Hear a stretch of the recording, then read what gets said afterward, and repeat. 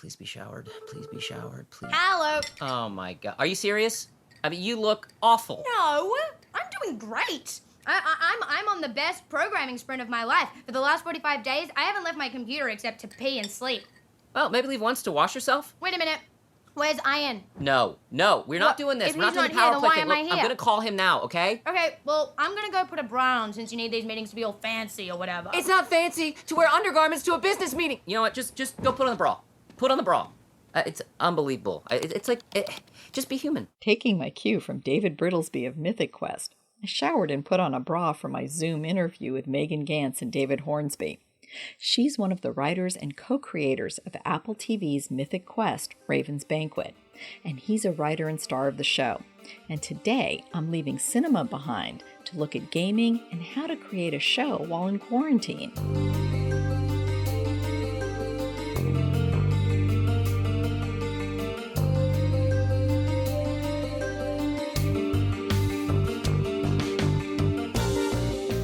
Welcome back to another edition of listener-supported KPBS Cinema Junkie podcast. I'm Beth Accomando. I've been watching a lot of movies and shows while in quarantine, and one that's proven particularly fun is Mythic Quest, Raven's Banquet. It was co-created by It's Always Sunny in Philadelphia's Rob McElhenney and Charlie Day, and it looks to a video game design company run by Ian Grimm, played by McElhenney, and the dysfunctional way his company runs as they try to keep their hit game, Mythic Quest, on top. In this scene from the Apple TV show, Ian and his head engineer, Poppy, argue about how a shovel she created for the game might end up being used. Do you have any idea what the TTP on an item like this is going to be? Yeah, it's gonna be TTP, guys, is time to penis. It's the time it takes for a player to use a new item to make a penis. Yes, I know what TTP is. Yeah, David, stop mansplaining. They're not gonna make dicks, Ian. You give the public a shovel, they dig dicks. You give them a pen, they draw dicks. You give them some clay. Definitely gonna sculpt dicks. Ian, would you please tell my assistant to get into the booth? Oh, I don't tell women what to do. I allow them to make their own choices. Thank you. Yeah, absolutely. Ian, they're not gonna turn them into dicks. I'm gonna actually put a limiter on it so they can't. Shovel with rules. That's really cool. Yeah, let's put as many rules in the game as we can. That's super fun. That sums up the creative dynamic of The Office. The show debuted on February 7th, but had a bonus quarantine episode run at the end of May. I'm not a gamer, but I fell in love with the show because I could completely relate to the workplace humor and to the characters. But I was most impressed by the quarantine episode, which not only displayed amazing ingenuity in the face of producing the show from lockdown, but it also delivered a funny, sweet, poignant, and ultimately uplifting story without ever feeling cloying or calculated. Two of the writers for that episode were Megan Ganz and actor David Hornsby, who you might also remember as Cricket from It's Always Sunny in Philadelphia. I need to take one quick break, and then I'll be back with my interview with Megan Ganz and David Hornsby of Apple TV's Mythic Quest. Well, I have to say, one of the reasons I did want to talk to you guys and to somebody from the show was being in quarantine. We were looking for things to watch, and since my son is an avid fan of It's Always Sunny in Philadelphia, we found Mythic Quest. And I have to say that quarantine episode was such a joy. It seemed to hit upon everything that, we're dealing with. But first of all, Megan, to start with, just give me a little background on how Mythic Quest started. What was the idea behind getting this show going? Yeah, well, it started because a video game studio, Ubisoft, approached Rob, and they were developing various film and TV projects, and they had the idea to they were big fans of Sunny, and they thought that there was a show, a workplace comedy set in the video game development world. And so they approached him about that and flew him up to Montreal to see their studio. And once he got up there and he started seeing the sort of cast of characters that it takes to put together one of these games, and also just sort of understanding the scale of video games and how much bigger it is than the entertainment world that we're in with movies and television. Once he kind of conceived of all that, he realized there was a show there, and he and Charlie started developing it, and then brought in David and I, and yeah, so that's how it sort of came about. Rob met an emasculated producer up in Canada, and he called me up immediately and said, "I have the part for you."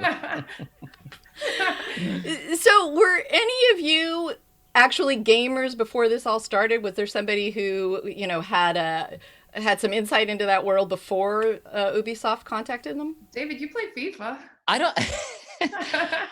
I'm not proud of my gaming history. It involves breaking controllers and whatnot. But no, I don't think anyone was a hardcore gamer. No, by any stretch compared to actual gamers out there. But I think we all grew up playing games casually. And actually, Megan's husband Humphrey is a hardcore gamer, I would say. And we tap him. So he's one of our he's one of the writers on the show, and he's sort of our one of our go-to people that are the to check and verify what we're doing and to make sure keep us honest. But I think we all had an interest in video games, but it really gave us a good reason and good homework to go and play video games and say I'm working. And what was it that prompted Ubisoft to contact you guys? I mean, what was it that made them think doing a show about how games are created was something that might work or that might be of interest to people? You know what? It's funny. I don't know if you have this experience, David, but since I've become a comedy writer, I feel like lots of people have come up to me and said, "Oh my God, you have to do something about my workplace because it is wild, and you wouldn't believe what goes on in like my particular job."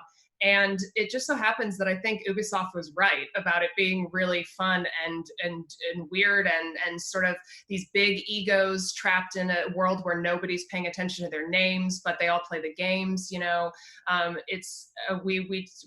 We learned that, like, for instance, Grand Theft Auto as a franchise has made more money than Star Wars, but the people that are behind it that made it aren't as well known as the people that, make Star Wars. So it's for comically, it provides a lot of interesting opportunities there.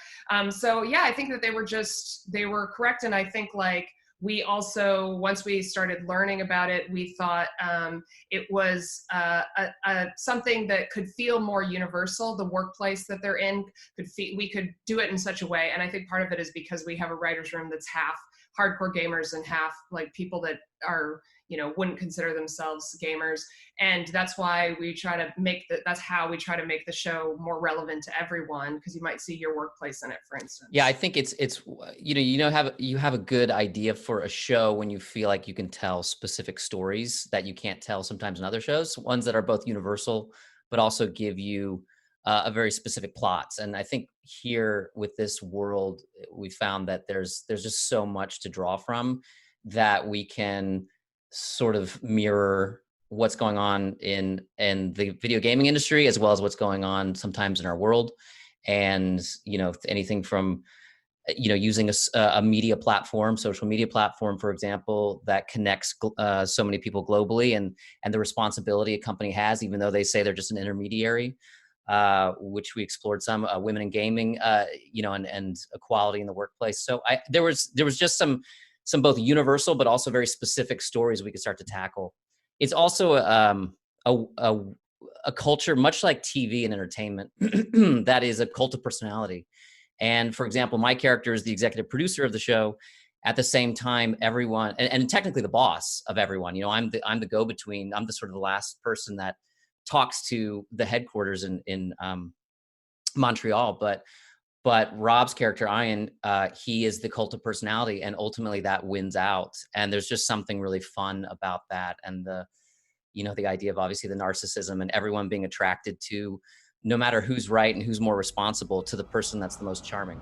In a world of legendary heroes, one man will rise to take all of the credit. This game has something that no one else will. Me. And then even Ian's character is superseded by Pootie Shoe, who is the real voice that gets to determine whether the game is successful or not. So all of these people in these billion-dollar industries are all under the thumb of a 14-year-old boy, and that's funny to us. So. Well, I really admire how you do make it accessible to somebody who's not a gamer. I think the last game I played was Godzilla Wars, and my son sold the game, and then that was it. But like I said, it's very accessible to me. Wait, your son sold your video games? Is that what you just said? No, it was his game, but it was the only game I played was Godzilla War because I'm a Godzilla fan. And okay. And I was like, that's a reversal. The kids selling the parents video. But my son and my roommate play games all the time. So it's funny because I'll be watching it and I really enjoy it. But then like my son will point out something like, Mom, that's a clip from a real game, or that, that's referencing this. So obviously he's getting a different layer of it than I am, but we both are really enjoying it. So how do you kind of balance that? And what are the challenges of that? Well, we just the makeup of the writer's room, for instance, as I mentioned, we made sure that we were balanced with gamers and non-gamers so that we can get the specifics correct. And we check with Ubisoft, for instance, on like the technological language and things like that. But then also make sure that people who aren't focused on that stuff still have a story to follow that they can get interested in. Yeah, I think we recognize that people ultimately, as much as you might like video games, the people tuning in aren't tuning in for the video games necessarily. They're tuning in for the characters, and a very small fan base for me, but I think growing. But yeah, I think ultimately they're tuning in for the characters and the universal quality of every storyline. So again, I think it's just the workplace that gives us those specific storylines that help us tell very specific stories and use some of those great details and the world, and helps guide us sometimes in the choices. But ultimately, we want to tell stories about interesting characters. In fact, we even have that episode in the middle of the first season that's completely different set of characters. And ultimately, you just have such a great world to explore. I love that. That was the Dark Quiet Death one, which Yes. is kind of like a standalone Yes. episode. So you roam through the different levels using your flashlight to kill the monsters? Very close. You don't kill the monsters, you just push them back. They're a metaphor for fear and mortality. Well, I'm confused. How do you win the game then? That's the best part. There's no winning. Yeah, there's no evil boss. There's no glorious ending. It's like actual life. You're just surviving as long as you can.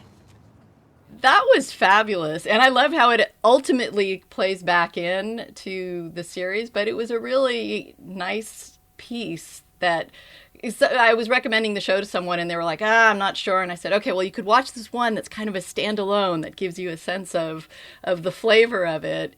But that was great.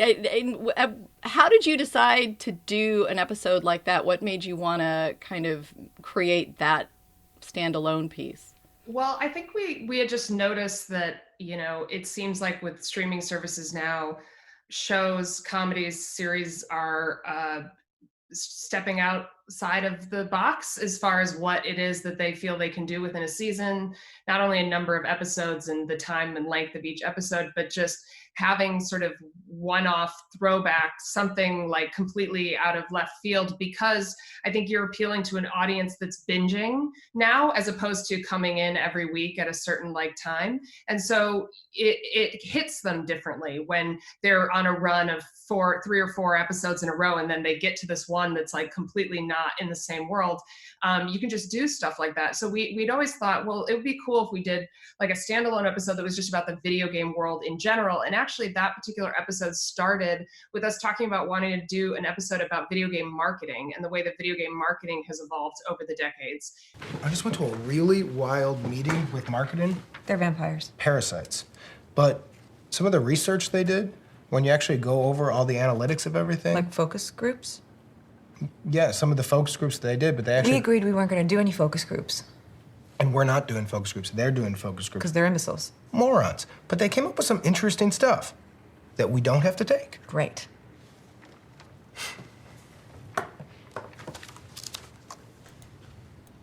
It's just the thing that they kept coming back to about our game. They want to be able to kill the They monsters. would like to be able to kill the monsters. Yes, of course. That completely tracks for them. That's why you don't ask John Q. Meatbag his opinion on things. And I agree.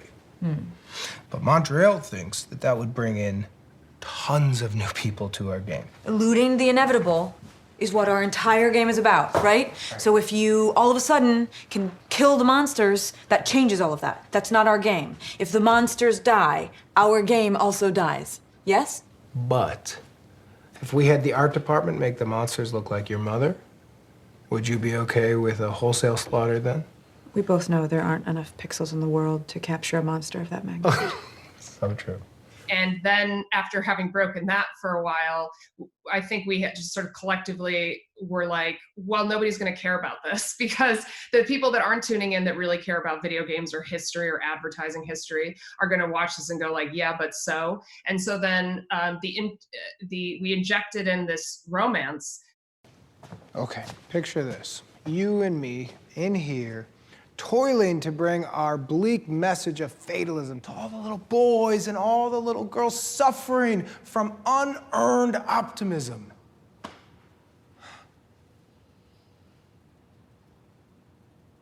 That's all I've ever wanted.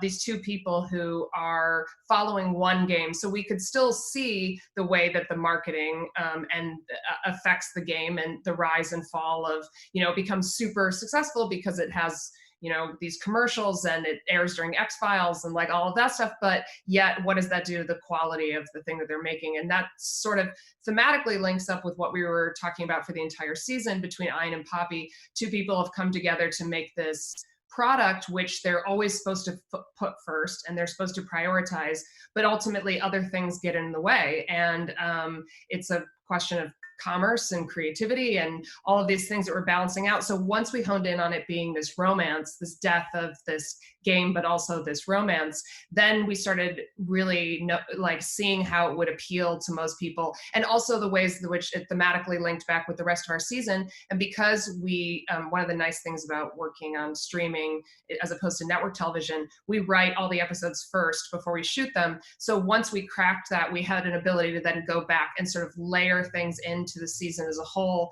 so that it would feel more connected. Well, and it hit a really nice emotional note too, because you're going along and you think you know what the series is like, and then it had a real sweetness and humor and a genuine kind of, bittersweet tone to it, and it was a great, like you said, in terms of like plotting out kind of a course for people, it was a nice change of pace. Well, I think, yeah, for us also, we like to have a change of pace too. It's always fun if you have the freedom to do something different. It's, even doing something different from when we work on Always Sunny, there's just different characters. It's a way to tell different stories and to have characters with more depth and humanity. And ultimately, if we can kind of create a show that has, big laughs in it, hopefully, as well as touching moments, if we can swing for that and hit the ball on that, that makes us happy and stretches us as artists. As with everyone else, the show had to deal with the pandemic, and you guys came up with a quarantine episode. So what was the genesis of that? Well, we were bored. we didn't have anything to do. Listen, I've got 2 kids. And no, I think we were in the middle of recording our first filming our first week of the second season. You've forgotten the word for it. It's been so long since it was on one of those big box areas with a lot of people. A soundstage. I still got it. So we had just started. We just started going and we shut down sort of in the middle of that week. So we were just really excited to get going. And then unfortunately that happened. And I think ultimately we wanted to keep the crew working. We saw an opportunity to tell a story that, like you said, could connect with a lot of different people outside the video game industry, where we could touch on both the mental toll it takes, the physical toll, the adaptation that you have to make, even with dealing with having to Zoom and learn that whole new reality. So I think we saw an opportunity to tell a great story, and everyone was was willing to work. As Megan said, we were ultimately bored and wanted to kind of get back to it. And so what were the challenges of putting something like that together? Because you basically had to have everyone shooting in their own homes separately. How does that kind of impact the way you script something and the way you get your comic timing and things like that? It was nothing but challenges. It felt like it was like making a completely different thing than we had ever done before. Thankfully, we had shot a season together, this cast and crew. So there was a familiarity there that I think really helped, because ultimately it was very invasive to the actors' homes, because we were sending them kits, essentially sanitized kits that had iPhones and camera stands and lighting and things to put on their walls so that it would feel more like their characters, and everything, trying to compile costumes from things the actors had, to using their spouses or roommates in order to help us, hold things in a certain, it was just it was all hands on deck from everybody. And it was incredibly, we had to do it very quickly, because we knew that we needed to get the episode out during quarantine so that it would have maximum effectiveness. And so from conception to airing, it was 3 weeks, which just boggles the mind to think about. So as far as how it affected the writing, we wrote the script in 3 days. We're nonstop chatting and rewriting and reworking things. We had to come up with a certain amount of tricks, like for instance, the moment with Poppy and Ian at the doorway, that sort of came out of this is where I sit when David and Rob and I Zoom, and that came out of the fact that I have this doorway in the background, and we started talking about it would be interesting as a way to tell a story to not have the characters always be delivering story into the camera, but maybe the camera is picking up something that it wasn't supposed to see, so you have this other layer of like intimacy. And so things like that we were like pulling in, from our lives, stuff we were talking about, all that sort of stuff. That moment where they do meet in the doorway, it's not Rob, it's actually Charlotte, who plays Poppy. It's her husband, Baden, dressed up with a mask and long sleeves and everything to look like Rob, and helped a little bit with like visual effects, standing in their doorway, because we didn't want to break quarantine even to have those two actors hug. So it was a lot of like new experiences, I think, for all of us. And I was just, to me, and I'm sure David would say the same thing, it really elevated my understanding of what everyone does on our show, and like my respect for every single crew person, because usually you're not watching them do their job in order. They're just kind of handling it, and you only notice if there's a problem. But now you're actually watching each person like perform their job, and a lot of times you were performing it, the actors were performing it for themselves, hair and makeup and costume, everything. And so I think we all it really bonded us in a way, kind of relative to like what happens in the end of the episode. We had that moment in making the show. It felt like we all came together to have this cool, triumphant moment. And it was certainly the highlight of my quarantine experience. Yeah, I agree. It reminded me of making what we got into it originally in the first place when we first started out, which was editing things on your computer or shooting stuff yourself. It had a very homemade feel to it. That being said, we had a crew of hundreds on these calls, watching and directing and helping. But yeah, doing my makeup is no easy task, I've learned. And it was sort of all hands on deck, and there was something really fun about that. We also knew that we wanted to do things that were, a lot of people have been doing Zoom jokes and things like that, from Saturday Night Live to different shows that were doing really funny stuff. And so we wanted, ultimately, in terms of the storytelling, to tell stories that touched on everyone's experience, but didn't feel just like a gimmick.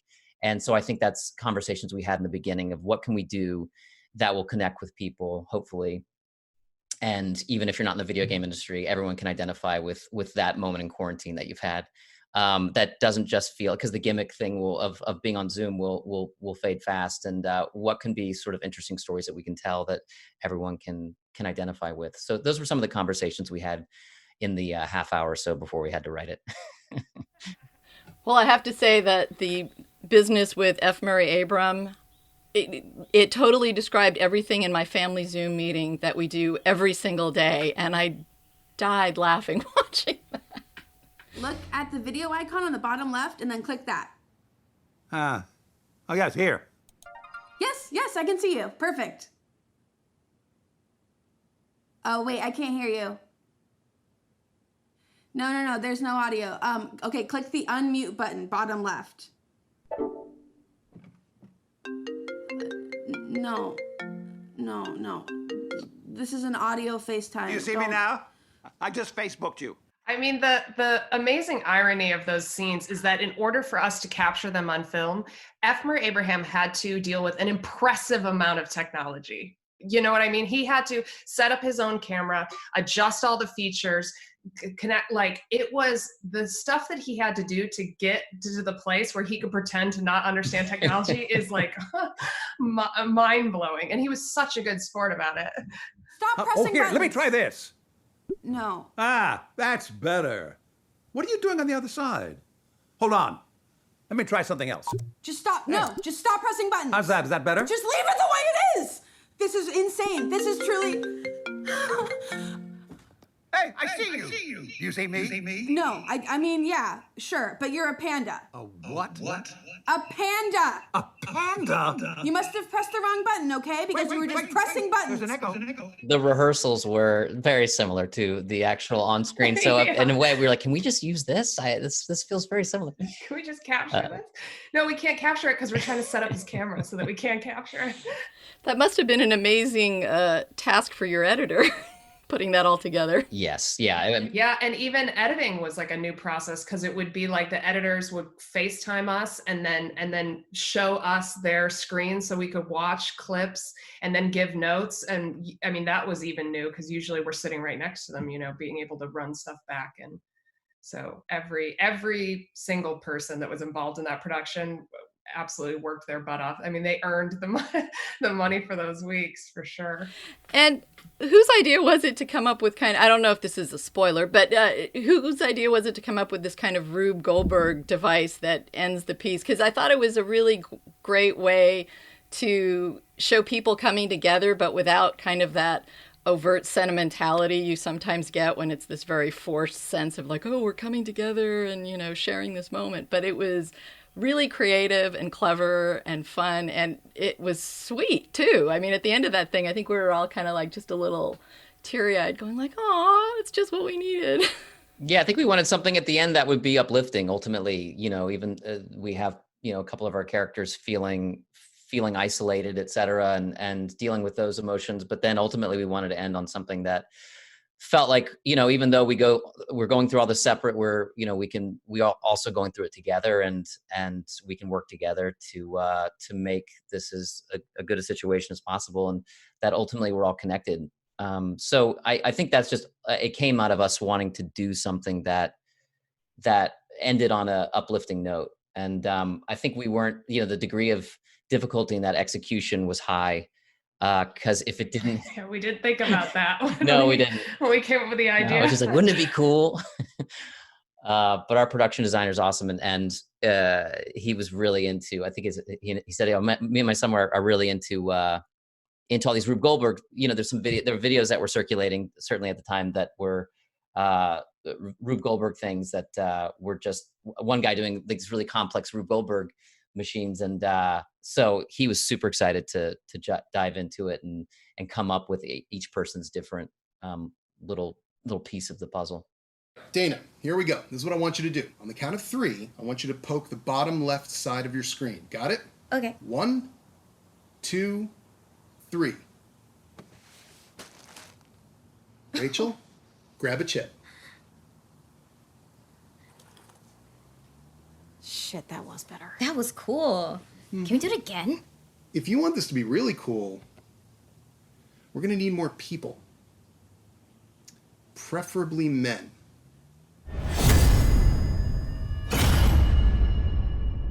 What are kind of the future plans for the show? I mean, it seems like it's so uncertain right now. I mean, plans, that's a 4-letter word right now.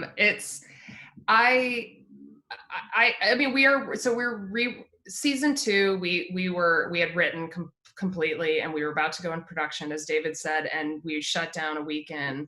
And so we always knew that, I mean, we would need to rewrite it to be in the world that we're in now. I mean, the show, unlike Sunny, we've tried to make Mythic Quest very grounded in our current reality, and it felt like impossible to just shoot 10 scripts we had written before any of this happened and just call it good. So right now we're in the process of adjusting the scripts. Not that they will all deal with the quarantine, because I think we're predicting that maybe by the time these episodes air, people won't want to be talking about it all the time.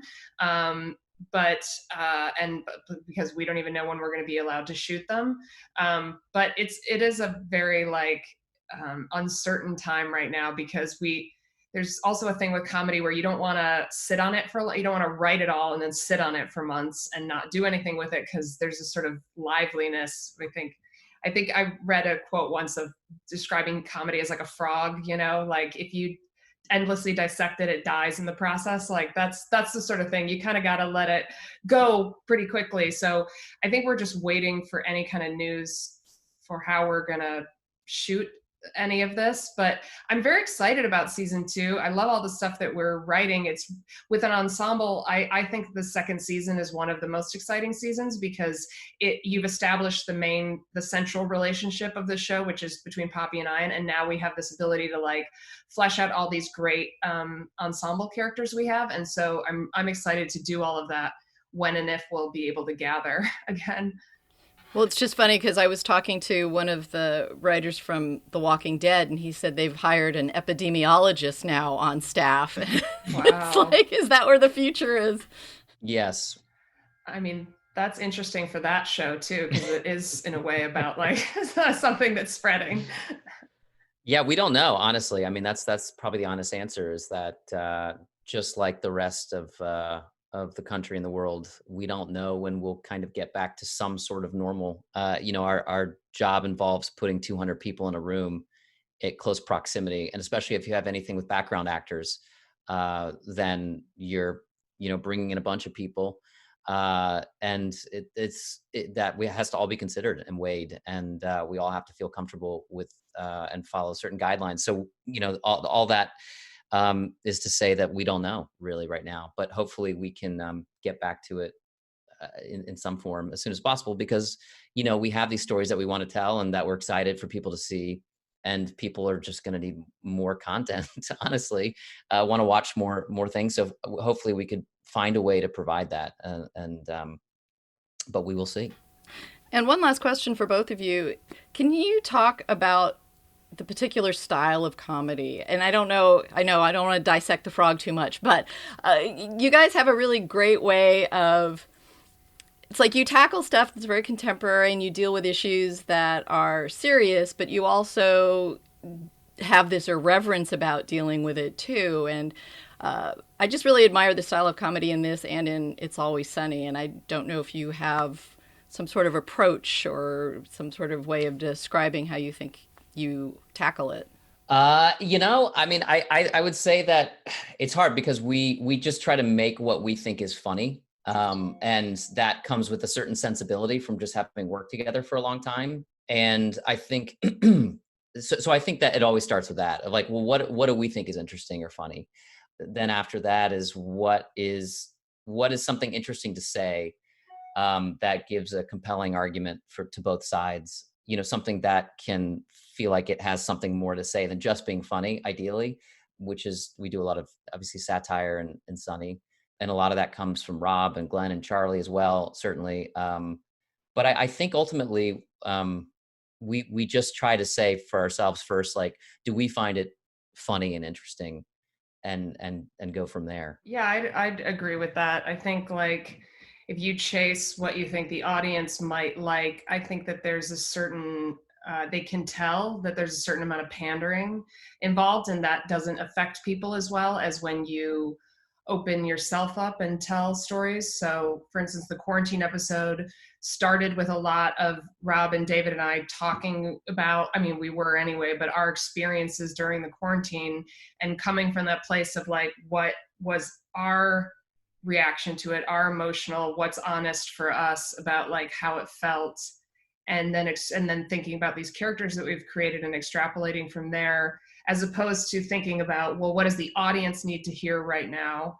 because then it sort of seems like we're just giving, I don't know, it doesn't come from the same place. And I personally, what I really liked about the episode was that it felt like it in some ways allowed me to put into words what I had been feeling, that I kind of didn't know exactly how to enunciate. And so sometimes I think that was so good and cathartic for me to like make this experience. And the reaction that we got from lots of people was like, oh, in seeing that, I sort of realized that was what I was also feeling. And I think that those kind of connections can only happen if you start from a place of like being really honest with yourself first. So that's what we were trying to do. We weren't trying to make it seem like it was all going to be better or a rosier picture than what it was, or that it was all sad all the time, because obviously it hasn't been sad for everyone, hopefully all of the time, but there are these ups and downs, and we just want to have the ability in the show to be able to show both sides, to take moments and do really heartfelt, sincere things, and then also be funny and raucous as well. Okay, I want to thank you both very much for taking some time out of your quarantine to talk with me, and I'm very much looking forward to another season of Mythic Quest. Oh, thanks. Oh, great. No, thanks for talking. Yeah, and thank your son for watching as well. We appreciate any any support. First day of quarantine, we did the quarantine episode of It's Always Sunny, followed by the one where the storm hits. Oh yeah. You're really hitting the timely ones. Yeah. So that was we were sitting at home, and I'm like, oh, what do you want to watch? And my son's like, It's Always Sunny has the perfect episodes to deal with this. So yeah. Great. All right. Well, thank you. That's great. Well, thank you very much.